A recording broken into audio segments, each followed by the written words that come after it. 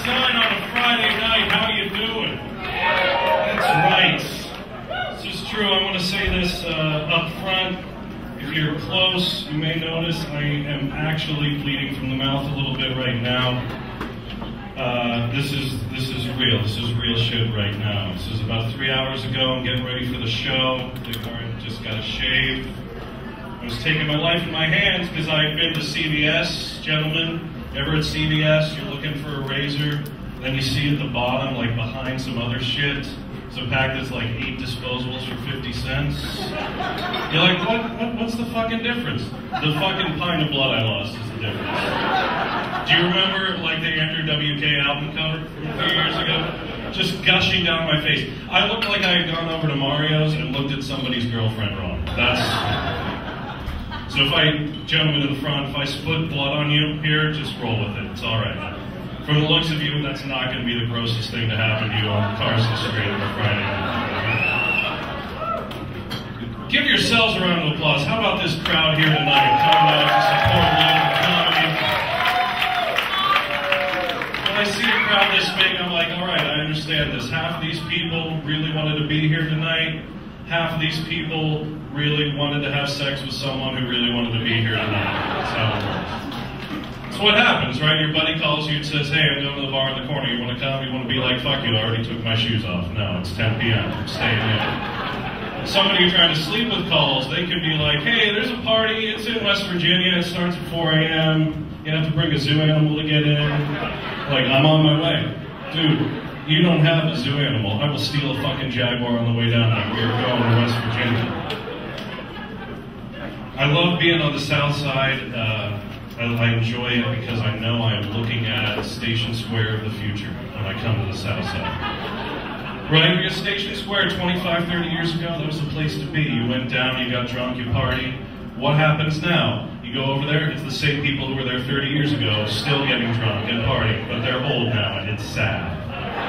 It's sad, that Station Square. Has anyone been down there recently, not to like the restaurants, but to the like 1982 Ghost Mall in the back?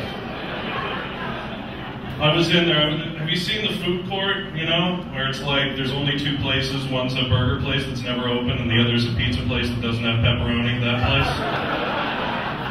I was there, and there's a photo booth. Next to the photo booth, there's a machine that says Hurricane Simulator.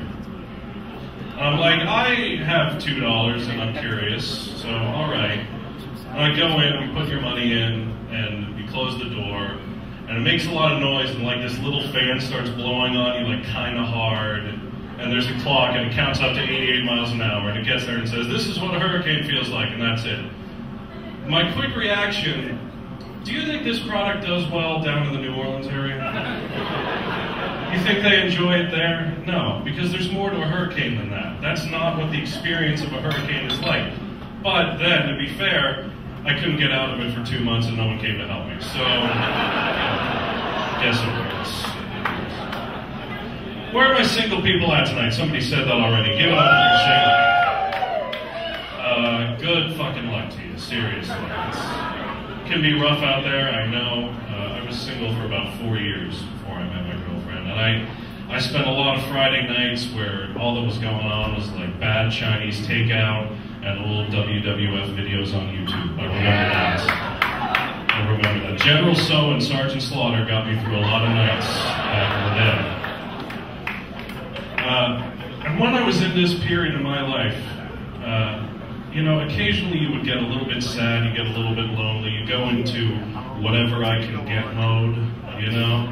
Where it's like, I don't care who you are, what you look like, where you come from, why the fuck not? Come on, let's try to make it work. Early on, I met this girl, and until I met her, I didn't know that you could have a blowjob that was worse than not having a blowjob.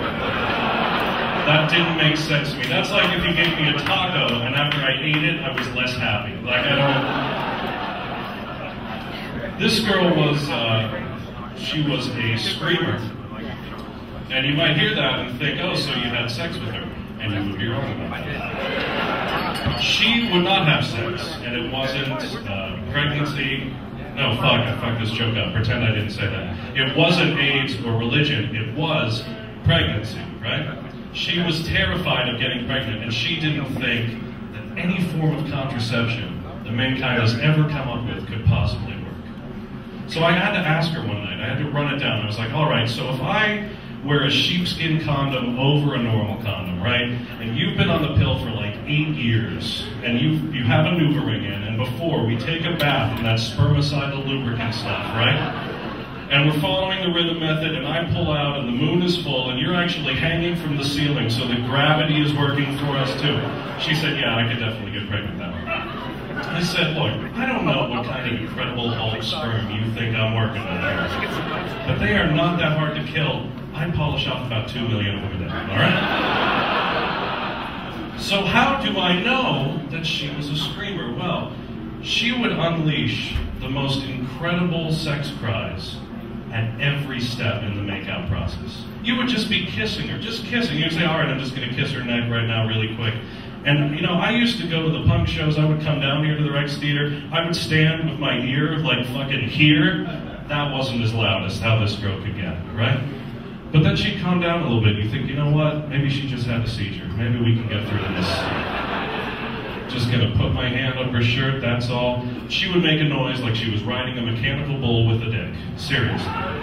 No wonder she wouldn't have sex. I think she would explode. I think she would just raise up into the sky, and beams of light would shoot out of her, and then she'd just fucking be gone. And I'd be lying there with a confused boner and confetti in my hair, like, what? She coming back? Love being at the Rex Theater. This is really cool, because I'll tell you, the last time I was performing at the Rex Theater after midnight, guesses? Anybody? No? I'll tell you what it was. Rocky Horror Picture Show. That's the last time I was here. Yes. I am wearing my fishnets tonight. They're under the jeans. Not going to come out. It's going to be all right. Give it up for the Rocky Horror Picture Show fans in the crowd. Yeah? I'm sorry, I heard some hateful comments. What? He says, I want to see your fishnets. No. First of all, it's a fucking joke. Obviously, I'm not wearing fucking fishnets right. Second of all, look, cheerleaders is across the river. You're far off base. Guys upstairs, just so you know, this guy really wants to see your ass. Just be aware, be prepared for it. No, I used to do Rocky Horror, I loved it, and then you stopped doing it, and you realize it was the stupidest fucking thing you ever did in your life, so give it up one more for Rocky Horror. Where are my Pirates fans at tonight? 14-5, the final this evening in St. Louis. Yes. This is so brand new, because I'm wearing the old school hat tonight. I've always loved the Pirates. I love the Penguins. I love the Steelers that can control their penises, but the Pirates, that's where my heart has been my whole life. And I finally figured out what this had done for me in my life. I believe in miracles like nobody I've ever met. Because if I can keep going to that ballpark for the last 20 goddamn years and still believe that something good might happen, clearly anything is possible in my life, right? Like, no job, no prospects, struggling stand-up comic. No, I'm sorry. Something glorious is about to happen in my life, all right? I've been to the Rivers Casino. I've lost $47 on a 1-cent slot machine. We're putting another 5 in there. Let it ride. Let it ride. I ran my car around a tree. Battery was sitting on the windshield. I thought, you know what? Radio still works. We can get this bitch running again. This is the Pirates' fault, you see.